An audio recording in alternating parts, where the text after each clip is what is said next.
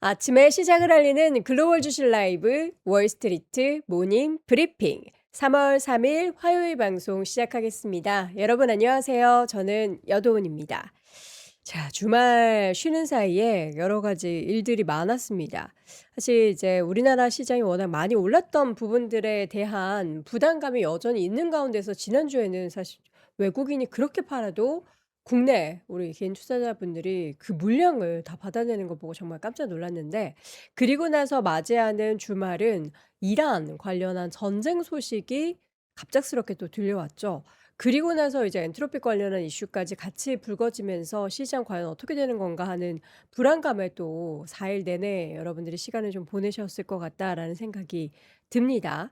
자, 주말 사이 있었던 이슈와 함께 밤사이 미증시 움직임을 보면요. 사실 이게 반영이 된 건가 싶을 정도로 장중의 분위기는 생각보다는 조금 안 제한적이었습니다. 그러한 모습 가운데 과연 우리는 이게 단기적으로 끝날 것인지 아니면 장기화될 것인지가 문제인데, 결국에 시장의 방향성이 이제 오늘 다르고 내일 다를 거라는 그 불확실성 때문에 많이 불안해하신 것 같습니다. 나스닥이 지금 0.36% 올랐고요. 장중 내내 낙폭을 축소했습니다. S&P 500도 0.04% 상승 마감, 그리고 다우만이 소폭 하락에 머물렀고요. 엔비디아 주가가 무려 3% 가까운 상승. 물론 반도체 쪽의 종목들은 대부분 빨간불을 켰지만 엔비디아만 초록불이 들어갔고요. 소프트웨어 쪽 오라클, 팔란티어, 그리고 크라우드 스트라이크 등의 종목들이 모두 상승세를 유지를 했습니다. 자, 유가는 예상대로 70달러, 배럴당 70달러 이상으로 WTI 기준으로 상승을 했는데, 이 유가의 강세도 호르무즈 해협의 완전 봉쇄는 어렵다, 뭐 이런 분석도 나오고 있습니다. 과연 지금 이 상황에서 우리 월가에서는 어떤 시각들을 가지고 있는지, 주말 사이 있었던 이슈들 오늘 글로벌 시황맨 박명성님과 함께 월가 뉴스리터 통해서 정리해 드리겠고요.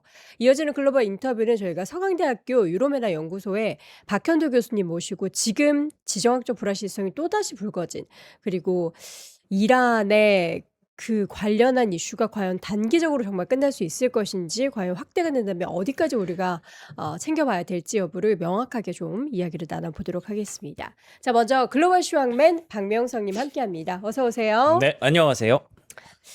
주말에 이슈가 참 많았습니다. 그렇죠. 그럼에도 미증시가 나스닥 S&P 500이 올랐어요. 네.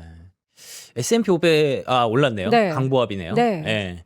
근데 지금 채팅창을 제가 오기 기다리면서 계속 음. 봤는데 음. 여러분이 얘기하시는 게 거의 다 정답에 가깝습니다. 일단 첫 번째로는 전쟁이 날 수도 있다라는 우려는 꽤 오래전부터 지속돼 왔었죠. 그쵸. 예. 그렇기 때문에 어느 정도 이 전쟁을 한다라는 것은 예상된 이벤트 중에 하나였다라고 시장이 판단했던 것 같습니다. 그리고 그 두 번째로는 이게 결론적으로 이렇게 많이 알고 있었기 때문에 어느 정도는 시장에 반영이 되어 있었다라는 해석도 가능하죠. 음. 그러니까 뉴욕 증시에 한해서는 뭐 국내 증시 얘기가 좀 다를 수 있지만 뉴욕 증시는 그동안 계속 안 좋았습니다. 한 2주, 3주 동안 계속 분위기가 좋지 않았기 때문에 그 정도를 어느 정도 프라이싱이라고 하죠. 가격에 반영하고 있었다라고도 볼 수 있고요. 그래서 그 결과가 바닥권에서 반등하는 종목들이 생겼고, 그리고 또 비트코인 가격도 좀 올라왔고, 이런 흐름들이 연결됐다라고 볼 수 있을 것 같고요. 그 부분을 다들 또 얘기를 하고 계셔서 명확하게 여러분이 시장을 잘 따라가고 있다라고 보여집니다.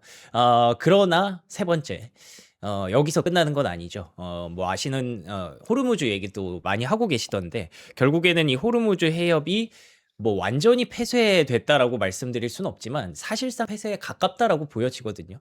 그렇기 때문에 이 상황이 얼마나 오래 가느냐가 결국 이 시장을 만들 수 있는 키포인트가 될 거라고 보고 있습니다. 그래서 일단 전쟁이 일어났고요. 예, 그 전쟁이 발발한 상황에 대해서는 시장이 어느 정도 예상했다는 분위기지만, 이게 과연 트럼프 대통령의 의중대로, 트럼프 대통령의 의중이 정확히 빨리 끝내는 걸 원하겠죠, 아마도. 예, 그렇지만 말은 좀 다르게 하고 있습니다만, 그런 의중대로 정말 빠르게 마무리가 될 수 있을까, 베네수엘라 이슈처럼 그렇게 또 정리가 될 수 있을까에 대해서는 여러 가지 의견들이 나오고 있는 상황이라서 그런 분위기로 일단 시장을 좀 봐주시면 될 것 같고요.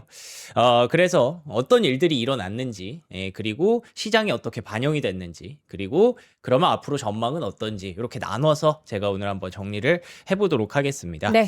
자, 일단 3대 지수 마감 상황 보시면요.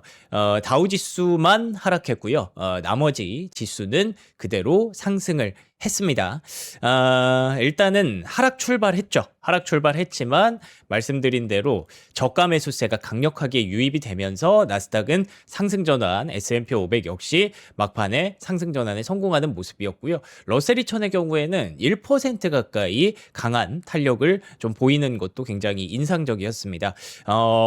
모든 뭐 섹터와 종목들보다도 사실은 대장을 하나 꼽자면 저는 엔비디아였다고 생각을 합니다. 엔비디아가 이틀 연속 우리가 쉬어갈 때 또 급락을 했었거든요. 이틀 연속 실적 좋았음에도 불구하고 급락이 나왔기 때문에 그 이후에 많은 저가 매수세가 유입되는 거 여러분들 알고 계셨을 거고 그게 오늘에서야 발현이 좀 됐습니다. 그러면서 3% 가까이 급등이 나왔고요.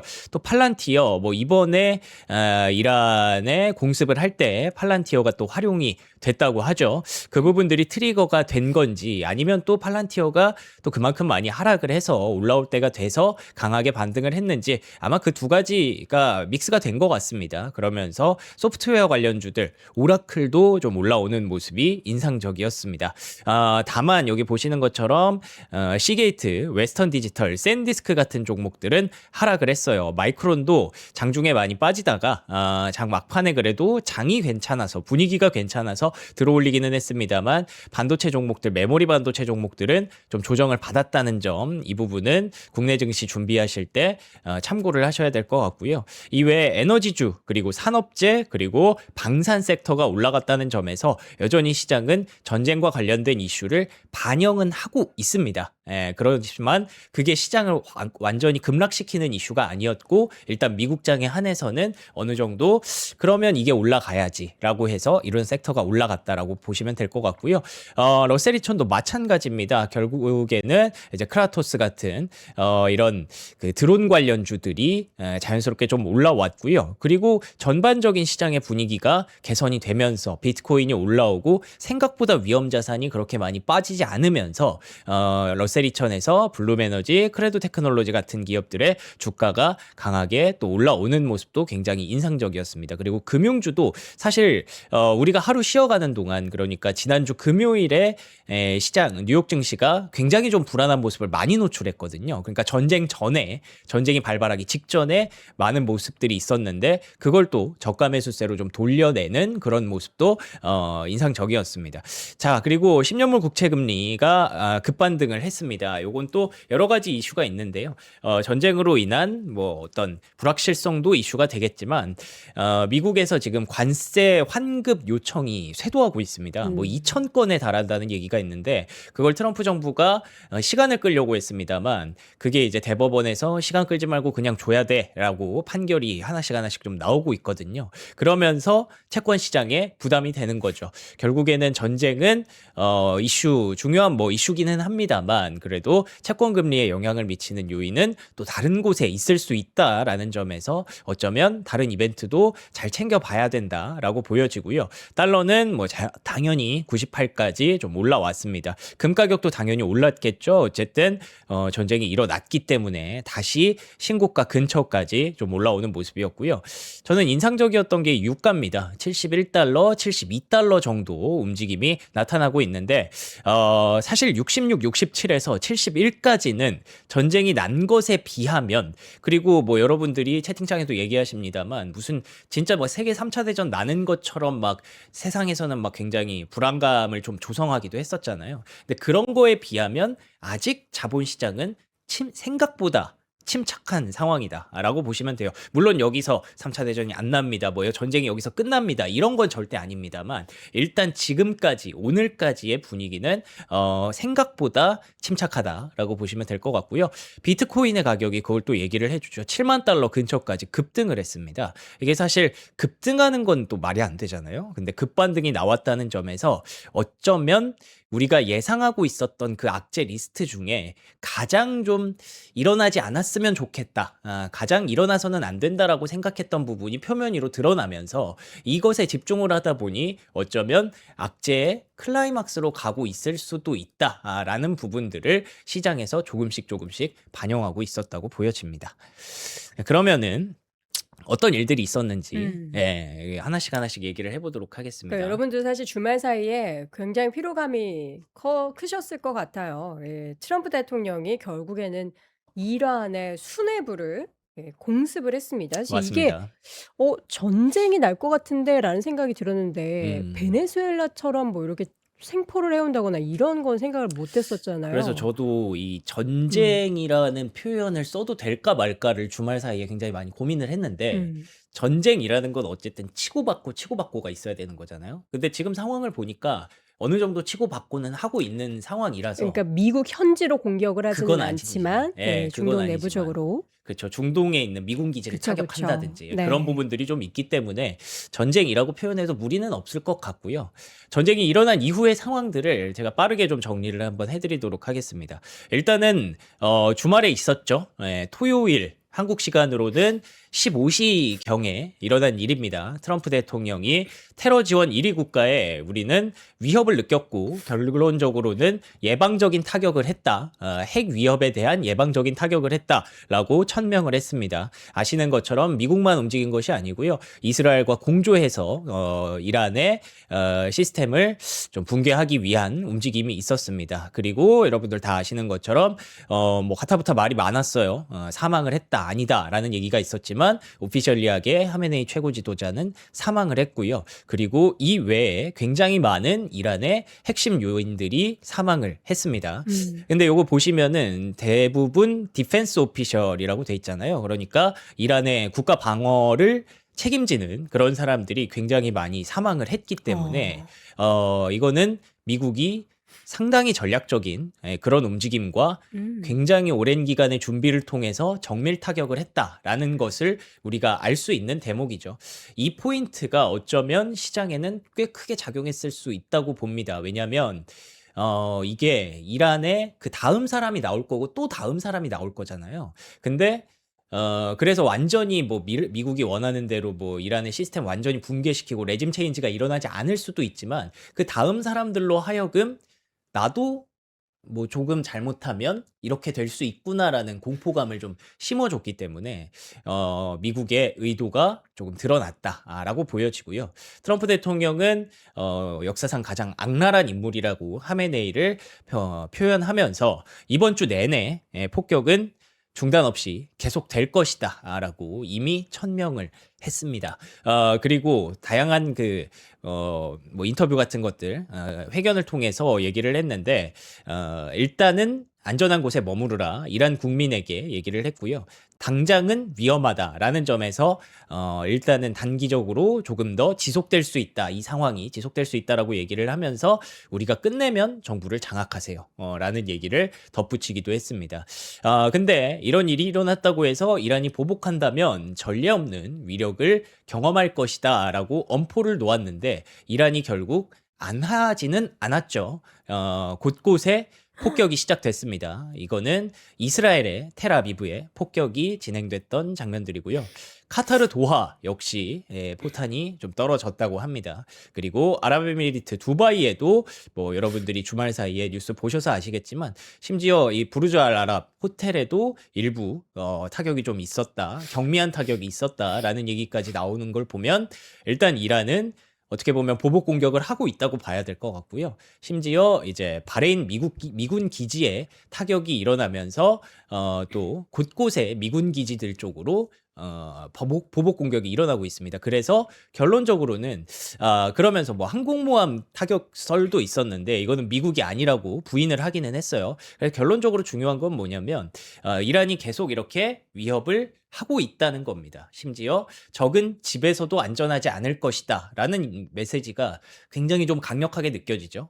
이거는 뭐 쿠드스군의 표현에 따르면 미국의 어떤 본토의 타격도 본인들은 배제하지 않고 있다라는 점이기 때문에 물론 그걸 할 수 있을지는 저는 모르겠습니다만 어쨌든 이렇게 얘기를 하고 있기 때문에 끝나지 않았다라는 말씀을 드리는 거고요. 트럼프 대통령 역시 이렇게 미군들이 전사자들이 조금씩 나오기 시작하니까 우리도 가만히 있지 않겠다라고 계속 맞서고 있는 그런 상황입니다. 그래서 트럼프 대통령이 가장 지금 주말 사이에 최근에 나왔던 인터뷰가 이 두 가지거든요. 아직 큰 파도가 남아있다라고 경고를 했고요. 4, 5주 정도 예상했는데 딱 보니까 이거 좀 더 길어질 수도 있겠어 라고까지 트럼프 대통령이 장기화를 일부 예고를 했다는 점에서 오늘의 시장이 뭐 불확실성 끝났네 라고 해석하시는 분은 물론 없겠지만 절대 그렇게 해석하시면 안 된다는 점이고요. 근데 잔기화가 이제 더 엄청난 오랜 기간을 생각했는데 네. 그러다가 뭐 한 4주 내로 끝나겠다 요런 얘기를 또 살짝 언급하기도 했고 음, 그다음에 그것보다는 조금 더 길어질 수 있다. 음. 그러니까 우리가 생각하는 장기화는 사실 러우 전쟁처럼 엄청나게 아, 긴 거를 우려하잖아요. 근데 그렇군요. 거기까지는 아니라는 심리가 조금 생긴 것 같긴 해요. 근데 제 음. 개인적으로는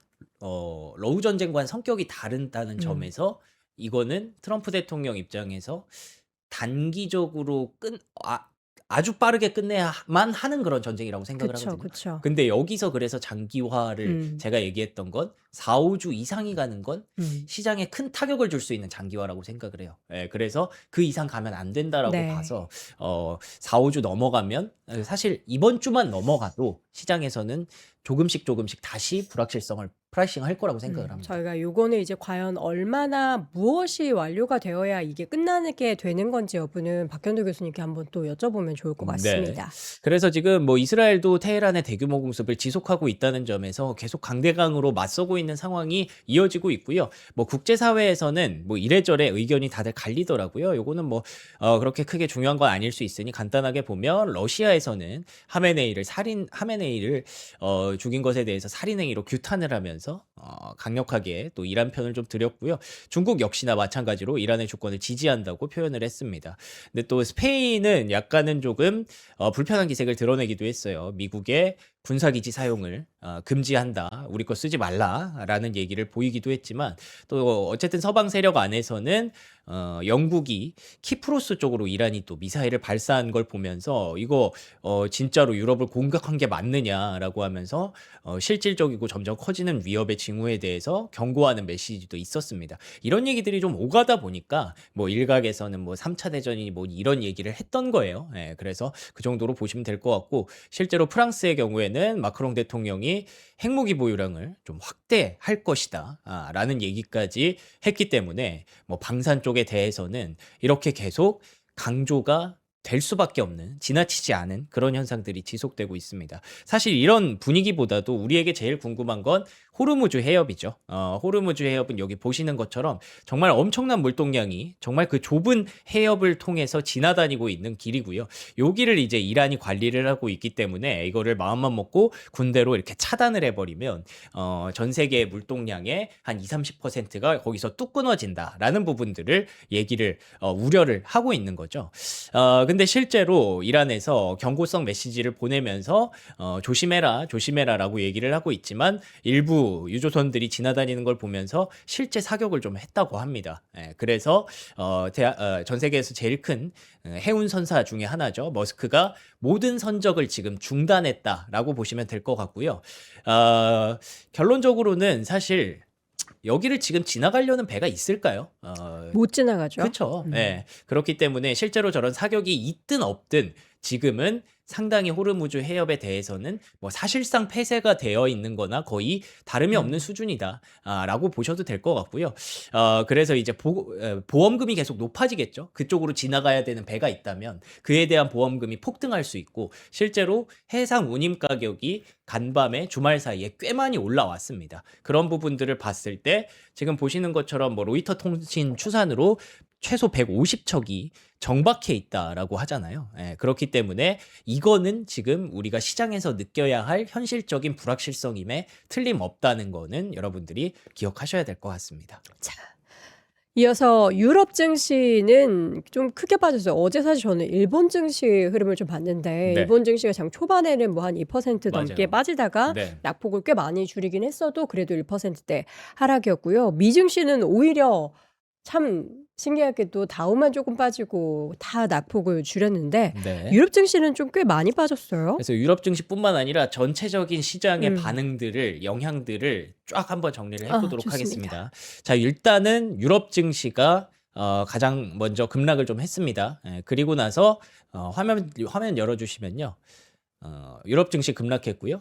아시아 증시 역시 월요일에 열렸으니까 코스피 빼고 나머지가 조정을 받았어요. 근데 보시는 것처럼 상하이 증시는 또 상승했습니다. 이걸 보면서 조금 이게 그 진영이 정도까 나뉘는 뭐 건가요? 그럴 수도 있고요. 그리고 어느 정도 에너지를 확보하고 있는 나라와 그게 좀 부족한 나라의 어떤 차별화가 나오는 것도 에너지. 시장에서는 영향을 좀 줬던 것 같습니다. 근데 무엇보다도 말씀하신 것처럼 니케이 지수가 사실 3% 급락으로 출발을 했다가 1.3%로 낙폭을 많이 줄였거든요. 그렇기 때문에 생각보다 시장이 그렇게까지 심각하게 받아들이지 않는 건가라는 그런 기대감도 아시아 증시에서 분위기가 좀 감지가 됐었고요. 실제로 비트코인 같은 경우에는 저점을 깨지 않고 움직이다가 갑자기 또 급등을 했습니다. 간밤에는. 그렇기 때문에 시장에서는 우리가 우려했던 정도와는 분위기가 조금은 다를 수 있다라는 거죠. 그리고 중동 증시가 사실 중동 증시는 일부 증시가 일요일에도 열리거든요. 일요일에 열렸던 증시들은 이렇게 급락이 좀 나타나기도 했어요. 사우디라든지 이집트라든지 이런 증시들은 급락이 나왔는데 근데 반대로 월요일에 열린 상황에서 보면 살짝은 조금 안정되는 그런 모습들도 확인이 되기도 했습니다. 그래서 조금씩 시간이 지날수록 생각보다 다른 글로벌 증시가 생각보다 프라이싱을 좀 덜 하는구나라는 분위기가 감지가 됐고요. 그럼 미국에서는 종목들이 어떻게 나타났냐? 뭐 지수는 앞서 보여드렸으니까 방산주는 어쨌든 로키드 마틴이 좀 올라왔고요. 노스롭 그루먼 같은 종목들이 강하게 반등을 했다는 점에서 뭐 아까 프랑스 사례도 말씀드렸다시피 어느 정도 좀 확실한 선택이 되기는 했습니다. 시장에서. 그리고 팔란티어가 굉장히 높은 활용도를 보였다고 하죠. 이번에 팔란티어와 엔트로픽이 같이 그 이란의 공습에 어느 정도 활용이 됐다라고 하던데 그래서 팔란티어의 주가가 바닥권에서 강하게 올라왔습니다. 근데 공통적으로 많이 빠져있던 종목들의 주가가 좀 올라왔다는 게 특징이고요. 사실 비트코인도 마찬가지잖아요. 비트코인도 엄청 많이 빠져 있었기 때문에 또 올라온 것도 있기 때문에 그런 부분들은 여러분들이 이 단편적인 이슈뿐만이 아니라 그 전에 시장이 반영하고 있었던 가격에 대해서 어느 정도 이해를 하시고 들으셔야 될 필요가 있어요. 그리고 드론주 같은 경우에는 에어로바이런먼트가 급등을 하다가 급락을 했는데 이거는 좀 개별적으로 일부 투자 의견 2단계 하향이 나오면서 변동성이 굉장히 좀 커졌던 부분을 염두에 두셔야 될 것 같고요. 다만 레드캣 홀딩스 같은 경우에는 15% 정도 급등이 나오기도 했습니다. 어쨌든 변동성은 좀 컸다라고 보시면 될 것 같고 정유주는 사우디 아람코가 일요일과 월요일에 강세를 보였고 엑슨모빌 역시 상승했습니다. 다만 여기서도 보이다시피 엑슨모빌의 주가가 가다가 좀 말았죠. 음봉을 만들었죠. 그렇다는 건 전쟁임에도 불구하고 사실 따지고 보면 유가가 3달러, 4달러 정도 뛴 거거든요. 물론 80달러 근처까지 가기도 했습니다만 70달러 근처로 내려왔기 때문에 생각보다 원유에 대해서 불확실성이 크지 않은가에 대한 분위기도 좀 감지됐다라고 보시면 될 것 같아요. 다만 이제 광물과 같은 경우에는 카메코 그리고 MP 머티리얼즈 같은 종목들이 급반등이 좀 나오면서 확실히 에너지와 광물 쪽으로는 뭐 원유 빼고도 다 지금 중요하구나라는 부분들을 시장에서 프라이싱을 또 했고요. 그리고 해운주가 급등했습니다. 이거는 뭐 워낙에 확실한 선택지였죠. 앞서 말씀드렸던 그 머스크가 덴마크의 선상가 그런데 유럽 시장에서 머스크가 급등을 했고요. 그리고 겐코시핑이라는 종목도 강하게 또 올라왔습니다. 요거는 보시는 것처럼 장 막판까지 쭉 올라오면서 마감이 됐습니다. 반면에 유가가 어쨌든 올랐고 그리고 일부 항공편이 다 취소가 됐다고 하더라고요. 그렇기 때문에 항공주의 하락세가 좀 나타났고요. 그리고 여행주 역시 노르웨이안 크루즈 홀딩스 같은 경우에는 일단은 실적이 좀 안 좋은 것도 있었기 때문에 주가가 또 급락이 좀 나와서 카니발과 함께 급락이 좀 나왔던 것도 확인이 됐습니다. 네. 자, 그러면 이제 앞으로의 전망에 대해서 음. 시장에서 어떤 얘기들이 나왔는가 그 얘기를 좀 말씀드리려고 하는데요. 시티그룹에서는 일단 단기적으로 미국 증시에 대한 우려가 가중된 건 사실이다. 그러니까 이게 가중이라는 표현이 저는 중요하다고 생각을 해요. 안 그래도 뉴욕 증시 별로 안 좋았거든요. 그전에는 우리가 예. AI 관련해서 그렇죠. 우려감이 있었죠. 네. 그런데다가 거기다가 이제 하나가 더 얹어졌으니까 사실 우려가 가중된 건 사실이다. 그래서 저는 그래서 약간 포커싱이 네. 이쪽이었다가 저쪽으로 바뀐 것 같아서 오히려 저는 어제 밤사이 AI주들이 올라간 게 네. '뭐지? 음. 우려 있잖아. 기저에 깔려 있잖아. 그 우려가 음. 왜 지금 사라진 것처럼 보이지?' 이런 생각을 좀 들게 했어요. 사실 AI에 대한 우려가 굉장히 음. 강력했지만 그 사이에 소프트웨어 종목들이 조금씩 올라오기도 그쵸, 했었잖아요. 그쵸. 예, 그러면서 이제 그때 당시에 지난주에 제가 조금 말씀드렸던 게 의외로 이 아랫돌에서 윗돌에서 아랫돌 바꿔 끼는 거. 이런 움직임들이 지금 조금씩 나오고 있고 음.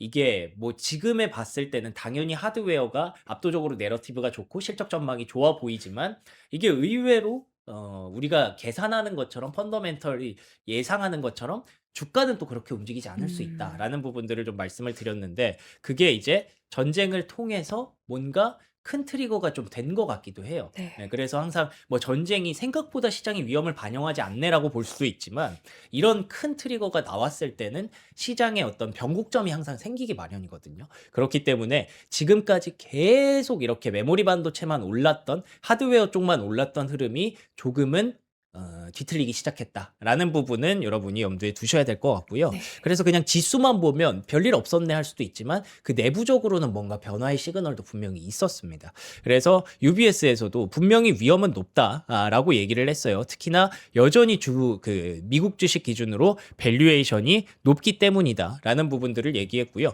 결론적으로 이 운송 차질이 얼마나 오래 지속되느냐가 시장에 미치는 영향의 핵심이다라는 부분들을 계속 얘기를 하고 있습니다. 그래서 관건은 앞으로 시간이 얼마나 더 이게 허비가 되느냐 이게 중요하다는 부분들을 얘기를 하고 있고요. 그 이유에 대해서 뭐 앞서 호르무즈도 말씀드렸지만 계속 그 얘기가 나오는 거예요. 지금까지 많은 미국 대통령들이 다른 나라들과 어떤 크고 작은 전쟁들을 겪었습니다만 이란과 베네수엘라를 건드린 건 트럼프가 최초거든요.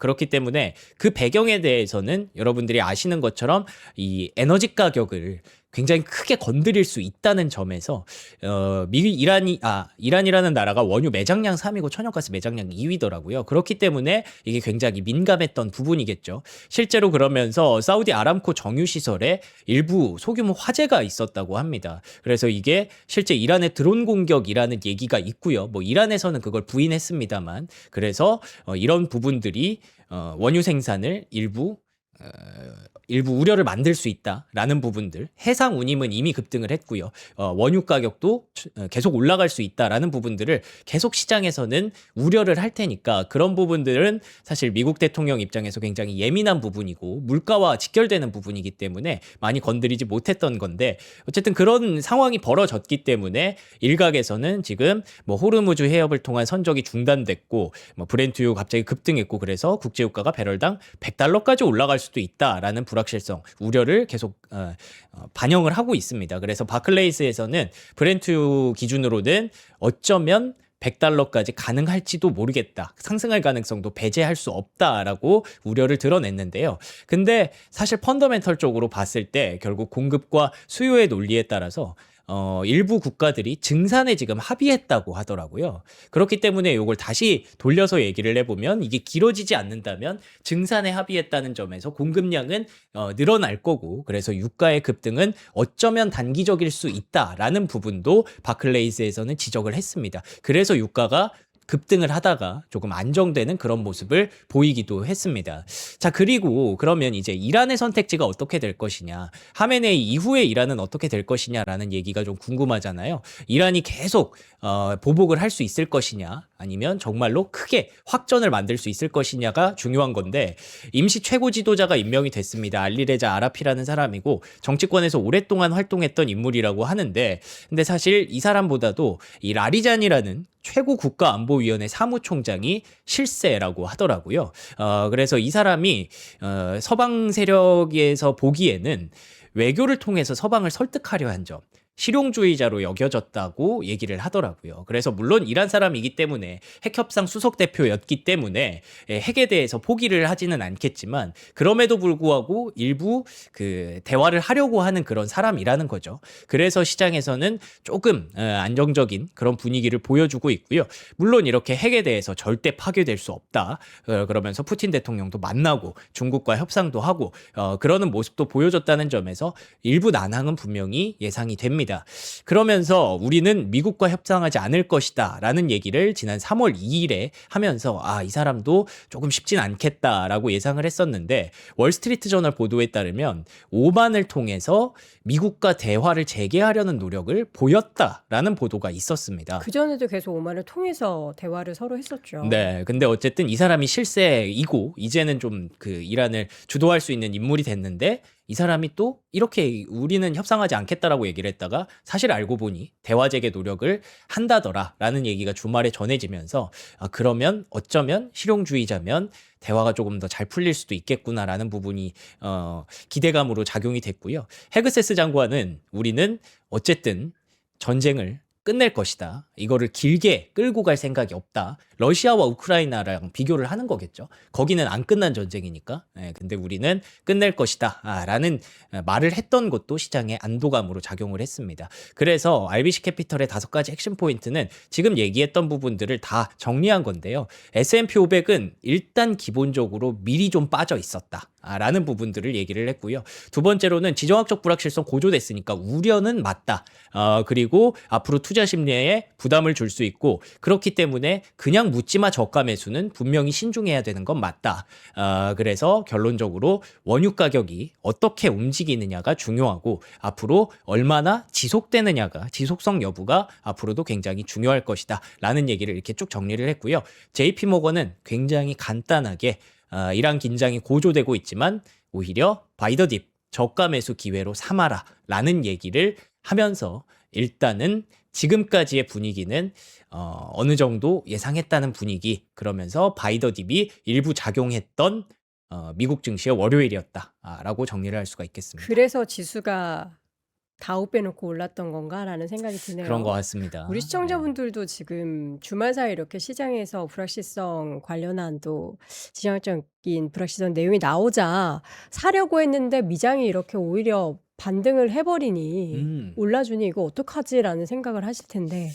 그 국내 증시는 약간 얘기가 좀 다르긴 하죠. 음. 왜냐하면 미장에서 올라왔던 1번 근거는 그동안 미국 증시가 많이 안 좋았다에서 출발하는 거거든요. 근데 우리 장은 계속 올라왔어서 예. 다를 수 있다. 그래서 얘기는 조금 다를 수 있을 것 같습니다. 모르겠어요. 최근에는 그렇게 생각하는데 우리 국장 움직임 보면 장 초반에 그렇죠. 밀렸다가는 무슨 소리야? 우리가 이렇게 돈이 많은데 하면서 많이들 사셔가지고. 그래서 저가 매수는 분명히 유입이 될 건데 네. 근데 미국처럼 막 상승하고 끝낸다까지는 음. 아직은 사실 예상하기 좀 그렇죠. 어렵습니다. 저가면서 해도 네. 보면은 오르는 종목이 굉장히 제한적이에요. 네. 과연 오늘 국장은 어떨지가 궁금합니다. 네. 근데 사실 금요일장에는 시장 분위기 별로 안 좋았었잖아요. 국장이 아니요, 미장이. 미장이 맞아요. 네. 그래서 금요일에 그러니까 전쟁을 빼놓고 우리가 놓치지 말아야 할 이슈들을 제가 좀 빠르게 한번 네, 정리를 네. 해드릴 텐데요. 일단 지난주 금요일 기준으로 S&P 500 지수가 50일선을 또 하회를 했습니다. 네. 그만큼 기술적으로도 지금 이게 다 선그어가면서 미국에서도 지금 불안하다 이런 얘기들을 계속 하고 있었던 거고요. 근데 이게 전쟁이 일어나면서 이게 다 그냥 없어져 버린 거죠. 어쨌든 그만큼 미국이 기술적으로 불안한 구간이었고 3대 지수가 이렇게 나스닥 같은 경우에 1% 급락, 다우도 1% 넘게 급락하는 모습이 있었습니다. 그때만 해도 AI 불안이 지속됐고 보시는 것처럼 엔비디아가 이틀 연속 4%, 5%씩 급락을 하면서 헬스케어만 올라오고 필수 소비재만 올라오는 전형적인 약세장의 흐름이 지속이 되고 있었어요. 그리고 신용 불안이 적용되면서 여기 보시면 금융 섹터, 파이낸셜이 급락을 했었는데 어떤 일들이 있었냐면 생산자 물가 지수가 높았습니다. 물가가 예상치보다 0.5% 그리고 근원 PPI가 예상치 가 0.3이었는데 0.8까지 올라왔거든요. 지금 안 그래도 유가 때문에 지금 우리가 유가의 지속성 여부를 봐야 된다라고 했는데 이미 그 전에 미국의 물가는 계속 높아지고 있었던 게 사실이고 간밤에 발표됐던 ISM 제조업 PMI가 52.4로 예상치를 상회한 건 긍정적이라고 보실 수도 있는데 여기 보시면 프라이스라는 부분이 있잖아요. 가격적인 부분이 1월보다 2월에 11.5%포인트가 급등했습니다. 그렇기 때문에 미국의 물가는 계속 조금씩 불안한 모습을 노출하고 있다는 거죠. 그런데다가 앞서 오프닝에서 잠깐 말씀드렸지만 관세를 환급해달라는 소송이 급증하고 있어요. 이러다 보니까 미국의 어떤 재원이라든지 이런 것들이 부담이 되는데 물가가 올라가서 결국엔 금리를 내릴 수 없고 그래서 이제 금리가 간밤에 또 급등했다고 보시면 됩니다. 그래서 전반적으로는 여전히 UBS 같은 경우에도 아직까지는 좀 지켜보자라는 반응들이 좀 나오고 있었습니다. 심지어 미국 주식 투자 의견을 벤치마크 기준으로 하향을 하기도 했었고요.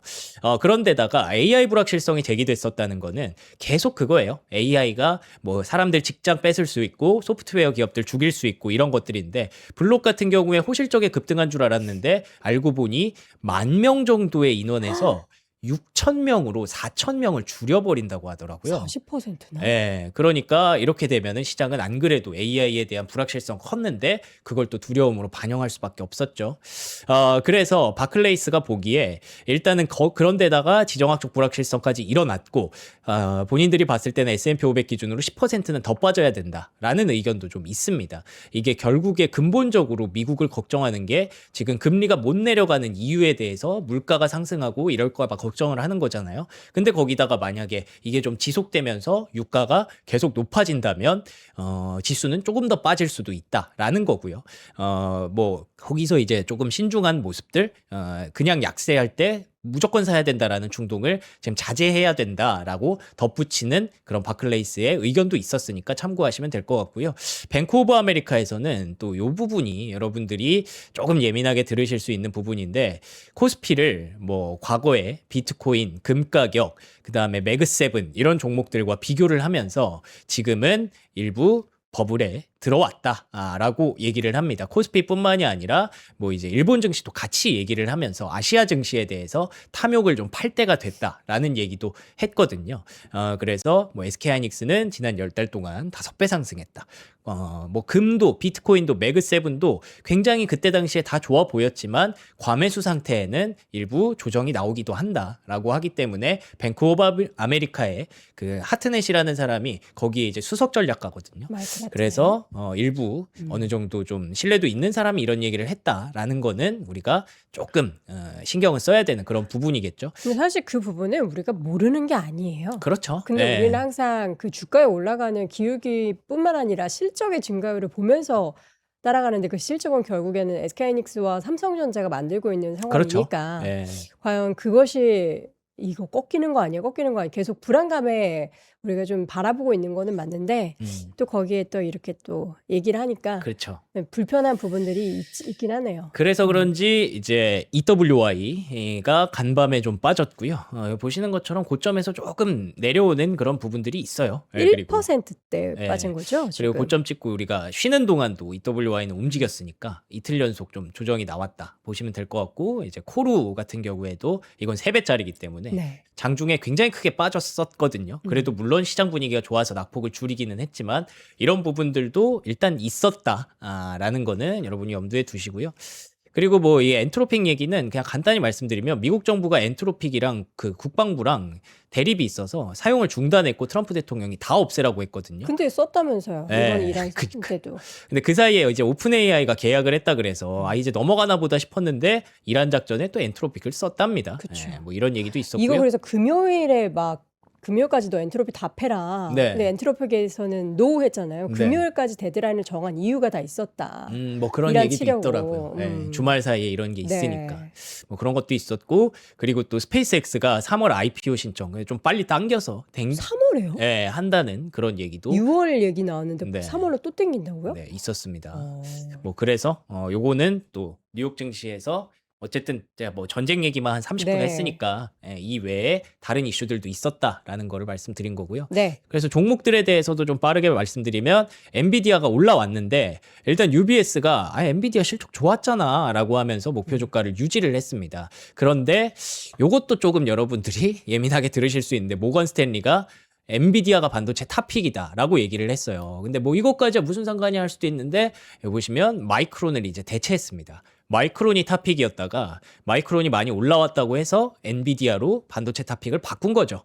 그렇기 때문에 이런 것들이 계속 나왔어요. 그래서 뭐 물론 아까도 말씀드렸지만 실적 전망치에 대해서 메모리 반도체에 대해서 의심하는 여지는 없고 여전히 밸류에이션 쌉니다. 그렇지만 일부 IB들이 이렇게 의견을 조금씩 꺾고 있다는 거는 여러분이 참고를 하셔야 된다라고 생각해서 좀 가져와 봤고요. 네. 그래서 그런지 마이크론과 샌디스크의 주가가 장중에 좀 조정을 받는 그런 모습도 나타나기도 했다라는 건데 골드만삭스 뭐 여전히 긍정적이라고 표현은 하지만 투자 의견은 여전히 중립이라는 점 이 부분도 염두에 두시기 바랍니다.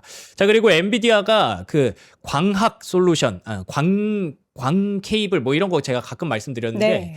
루멘텀과 코이어런트에 직접적으로 20억 달러씩 투자를 한답니다. 그러면서 주가가 급등, 이 고가에서도 이렇게 급등하는 모습이 인상적이었고요. 그럼 다른 곳은 뭐 하냐? 구글이 메타와 TPU 임대 계약을 또 체결했다고 하네요. 메타 요즘 바빠요. 뭐 구글 했다가 뭐 엔비디아 했다가 AMD 갔다가 메타가 그만큼 급한가 봅니다. 이런 얘기도 있었고 오픈 AI는 1,100억 달러의 투자 유치에 성공했다고 하는데 요거 보니까 이제 아마존이 500억 달러나 했더라고요. 보니까 아마존의 그 트레이니움 칩을 또 쓰려고 오픈 AI가 요거를 임대를 했다고 합니다. 그래서 아마존이 돈을 조금 더 썼다. 아마존 입장에서 그러면 돈 조금 더 쓸 요인이 되는 거죠. 그래서 글로벌 지금 AI는 계속 이 TPU라든지 트레이니엄이라든지 AI GPU 칩 같은 것들을 확보하려고 움직임이 나타나고 있고 지금 살짝 분위기가 메모리에서 약간 엔비디아 쪽으로 또 가면서 TPU 얘기 나오면서 약간은 AI 칩 쪽으로 살짝 넘어가는 것도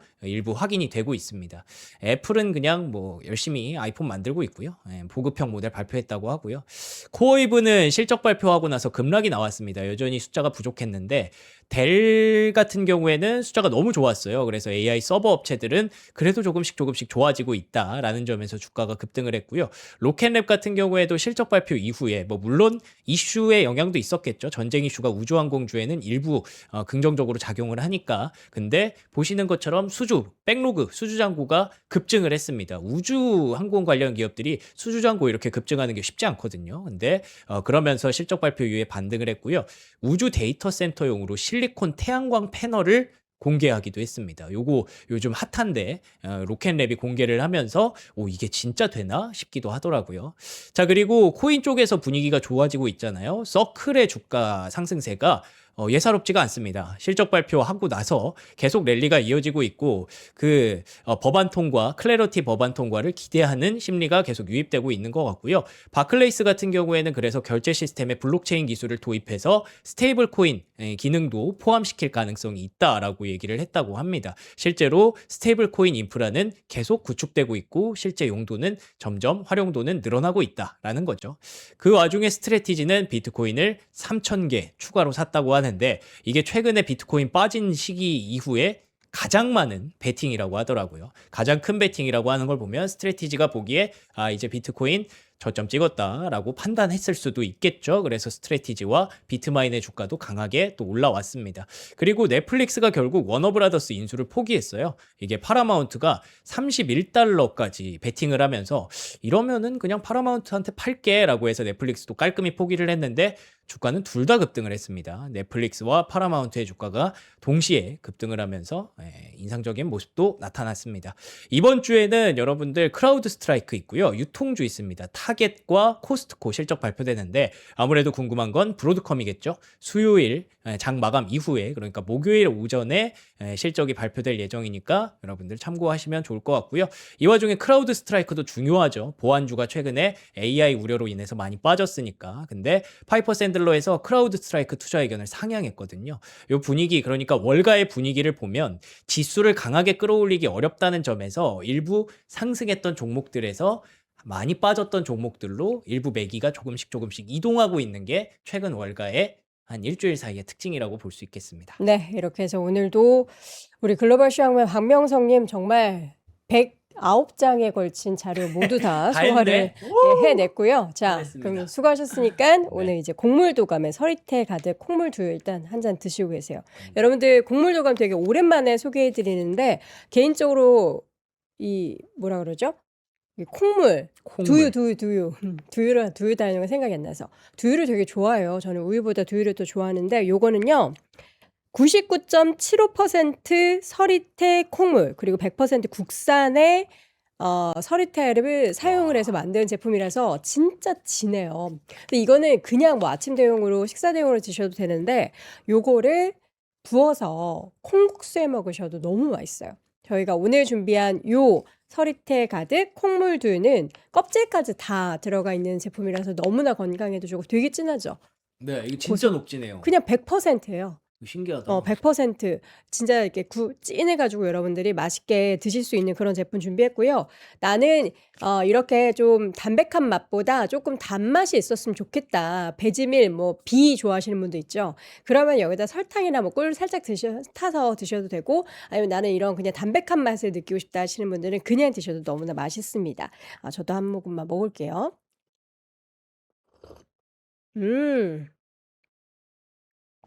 진짜 눅진한 고소한 맛. 여기다 이건 면 진짜 아침에 딱 먹으면 그쵸. 속이 편안하죠. 밥이 될 것 같아요. 이 맞습니다. 정도면. 예. 든든하게 여러분들 건강하게 챙기실 수가 있고요. 그리고 저희가 지금 명성님이랑 저랑 둘 다 입고 있는 요 하얀 색깔 로고의 아미 티셔츠 오랜만에 후디 가지고 왔습니다. 요거 이번에는요 블랙 컬러를 준비했습니다. 가장 많이 입고 오래 입게 되는 에디션, 사랑을 제일 많이 받는 에디션이라고 합니다. 블랙 에디션. 저희가 남녀 공용으로 입으실 수 있고요. 스몰부터 엑스라지까지 사이즈가 있기 때문에 여러분들이 저는 M 사이즈, 늘 그렇지만 M 사이즈 입었습니다. 편안하게 봄철에도 시크하게 또 블랙으로 입으시면 또 시크한 멋이 있잖아요. 필요하셨던 분들은 하트, 빨간 색깔 하트만 보셨던 분들 이 하얀 색깔 하트는 또 지난번에 저희가 한번 소개해드렸긴 한데 요거 나 사고 싶으셨다 하시는 분들 89,000원에 저희가 소개해드리고 있으니까 영상 하단 링크 통해서 확인해 보시면 좋을 것 같습니다. 잠시 후에는 저희가 박현도 교수님 모시고 중동 얘기 좀 더 자세하게 나눠보도록 하겠습니다. 글로벌 시황맨 박명성님과 함께했습니다. 고맙습니다. 고맙습니다.